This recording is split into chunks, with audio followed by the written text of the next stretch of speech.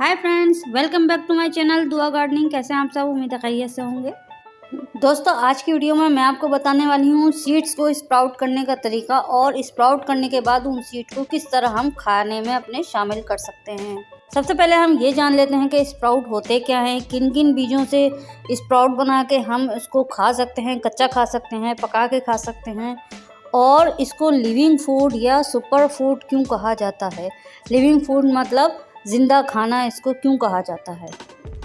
Sprout का मतलब होता है उगना। कोई भी बीज जब स्प्राउट होना शुरू होता है तो वो उगना शुरू हो जाता है, यानी कि उसमें से छोटी सी जड़ निकल आती है। तो यहाँ पर ख़ास तरीका होता है सीड स्प्राउटिंग का, जो कि हम खाने में इस्तेमाल कर सकते हैं, जो कि हम कच्चा खा सकते हैं। बहुत ही आसान तरीका है सीड स्प्राउट का। मूंग दाल स्प्राउट बनाने के लिए हमें मूंग की दाल को, साबुत मूंग की दाल को एक रात पानी में भिगो देना है। सुबह उठ के इसका पानी हटा दें और एक पानी से इसको धो लें, एक दफ़ा इसको वॉश कर लें। उसके बाद यहाँ पर मैंने एक गिलास लिया है ट्रांसपेरेंट और उसके ऊपर एक जाली का कपड़ा बांध दिया है। तो जब रोज़ाना मुझे ये करना है कि एक दफ़ा पानी इसमें भर के और इसको ड्रेन आउट कर देना है, इसका पानी सारा फेंक देना है। और इसको रखना कहाँ है? फ्रिज में रखना है। फ्रिज में रखने से होगा ये कि इसको नमी मिलती रहेगी और अंधेरा भी मिलेगा, तो ये स्प्राउट जल्दी हो जाएंगे, यानी कि ये जल्दी उगना शुरू हो जाएंगे। स्प्राउट करने के और भी बहुत से तरीके हैं। बहुत से लोग पोटली बनाकर, मलमल के कपड़े में पोटली बनाकर रखते हैं, उसको टांगे रखते हैं और दिन में 2-3 दफ़ा उस पोटली को भिगोते रहते हैं, तो उस तरह भी स्प्राउट हो सकता है। लेकिन बेस्ट तरीका ये है कि आप फ्रिज में रखें। फ्रिज में रखने से होगा ये कि इसमें फंगस नहीं लगेगा, यानी कि इसमें फफूंदी नहीं लगेगी, वरना स्प्राउट में बहुत जल्दी फफूंदी लग जाती है। अगर आपके स्प्राउट में किसी भी किस्म की फफूंद लग गई, फंगस लग गया, तो आप वो सारा फेंक दें, ना खाएं और ना ही उगाएं। सबसे पहले मूंग दाल को स्प्राउट करने का आप सोचें, क्योंकि वो बहुत जल्दी आसानी से स्प्राउट हो जाता है। मूंग दाल 2 या 3 दिन में स्प्राउटिंग स्टार्ट हो जाती है। तो इसको कम से कम 4 या 5 दिन तक आपको इस तरह रोज़ाना इसको पानी भरें इसमें और इसको पानी इसका सारा फेंक दें। उसके बाद फ्रिज में रखें। रोज़ाना हफ्ते में 2 दफ़ा ये करना है आपको, यानी कि 12-12 घंटे से इसको वॉश आउट करना है आपको पानी से, सादे पानी से। बिल्कुल इसी पैटर्न पे आप कोई भी सीड, चाहे वो काला चना, सफ़ेद चना, राजमा, लाल लोबिया, सफ़ेद लोबिया, या अगर आप ग्रेन्स स्प्राउट चाहते हैं, यानी कि जो जिनका आटा बनता है, जैसे गंदम, जौ, जवार, बाजरा, मकई, सोयाबीन, इस तरह के अगर आप बीज को स्प्राउट करेंगे तो उनका भी यही तरीका है। अच्छा, यहाँ पर एहतियात की बात यह है कि जब भी आप स्प्राउट बनाएं, कोई भी सीड का आप स्प्राउट बना रहे हैं खाने के लिए, तो उसमें इस बात का ख्याल रखें कि उसमें किसी भी किस्म का फंगस ना लगे, यानी कि काई वगैरह या फफूंदी ना लगे, और उसमें चिपचिपापन या बदबू अगर आने लगे तो आप उन स्प्राउट्स को फेंक दें, ना उगाएं और ना ही खाएं। अब बात करते हैं इसको सुपर फूड क्यों कहा जाता है और लिविंग फूड भी इसको कहा जाता है।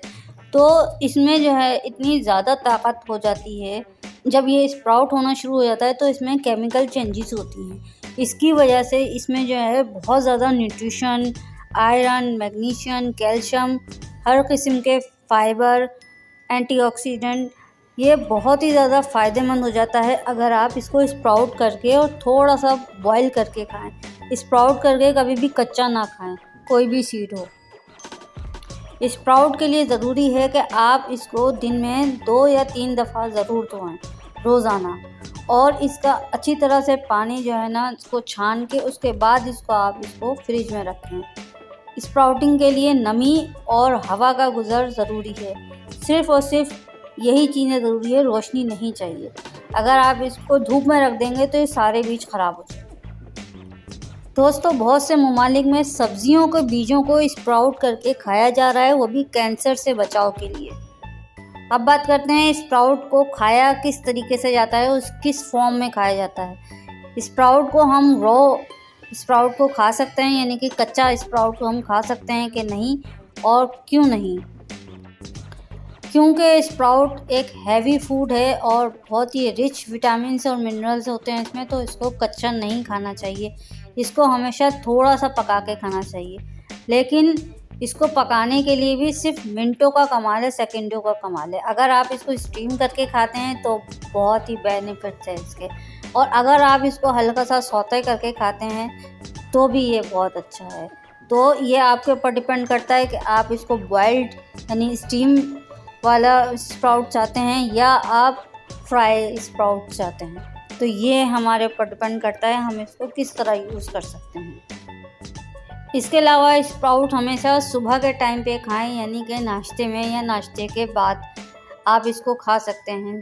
صبح اور دوپہر کے ٹائم تک آپ اس اسپراؤٹس کو کسی بھی طرح کے بیجوں کو اسپراؤٹ کر کے ہم کھا سکتے ہیں۔ رات میں نہ کھائیں، رات میں کھانے میں کافی پرابلمز ہوتی ہیں۔ دن میں کھائیں اور دن بھر ہم چلتے پھرتے رہیں گے تو یہ ہمیں جلدی ہضم ہو جائیں گے اور ہمیں پتہ بھی چلے گا کہ یہ ہمیں ہضم ہو رہے ہیں کہ نہیں، کیونکہ اسپراؤٹ بہت سے لوگوں کو ہضم نہیں ہوتے ہیں۔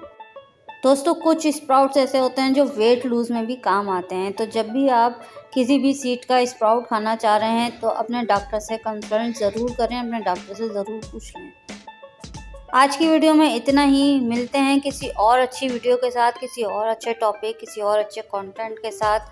تب تک کے لیے دعا گارڈننگ کو اپنی دعاؤں میں یاد رکھیں، میرے چینل کو لائک کریں، سبسکرائب کریں اور اپنے فرینڈز اینڈ فیملی کے ساتھ شیئر کرنا نہ بھولیں۔ Take care, thanks for watching.